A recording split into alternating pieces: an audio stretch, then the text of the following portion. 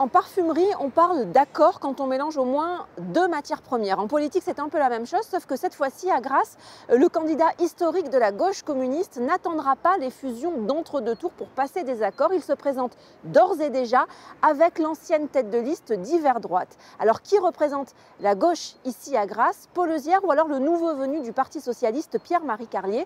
On leur a posé la question à tous les deux. Quelques chiffres sur Grasse et on se retrouve juste après. Grasse compte 50 400 habitants. 8 candidats briguent la mairie. Le maire sortant, Jérôme Viau, investi par les Républicains et l'UDI. Il devra affronter deux dissidents, deux anciens conseillers municipaux, Jean-Paul Camerano sans étiquette et Shems Salah sans étiquette également. Quatrième candidat, Patrick Isnard, il est estampillé RN et droite populaire. L'élu communiste Paul Euzière présente une liste citoyenne sans étiquette, pas de couleur politique non plus pour la liste de Grégory Routier. Pierre-Marie Carlier lui mène une liste PS.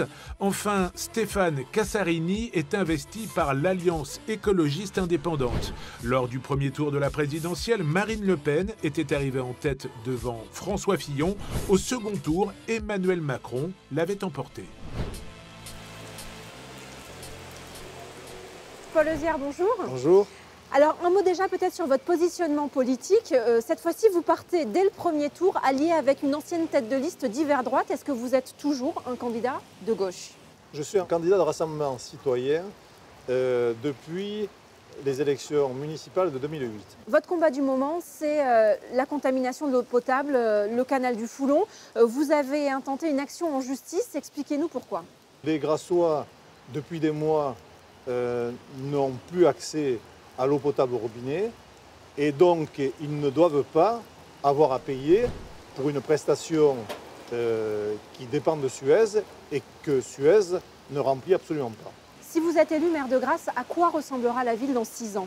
Nous transformerons toutes les places de stationnement de surface qui sont dans le centre-ville et dans le grand centre en zone bleue, donc gratuite. Le deuxième point, c'est que nous pensons que le projet de Zach Martelly, qu'on devrait appeler Bouygues, est un projet de bétonnage, de béton sur du béton, de construction de logements, qui ne répond absolument pas aux nécessités commerciales et environnementales du centre-ville.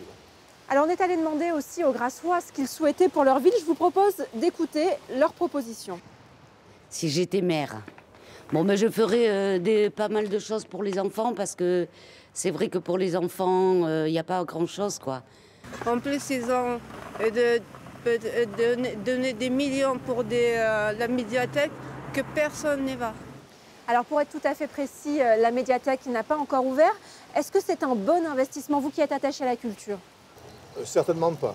La médiathèque placée là où elle est placée, c'est-à-dire dans le quartier du Rouachier, qui est un quartier avec des sols très fragiles, en centre-ville, est très mal placée pour des questions d'accès, pour des questions de stationnement, pour des questions de construction. Et les enfants, alors, est-ce qu'ils ont une place dans votre programme? Bien sûr, je suis un ancien directeur d'école et j'ai passé ma carrière à m'occuper d'enfants, bien sûr. D'abord, il y a les écoles qui doivent être un axe prioritaire. Et là, nous proposons, dès avril, pour la rentrée prochaine, de doubler les crédits par enfant, les crédits écoliers pour les fournitures. Le deuxième point, c'est qu'il faut évidemment des espaces verts, des espaces de jeu que l'on ne trouve plus à Grasse. Merci Paul Euzière d'avoir répondu à nos questions. Je vous remercie.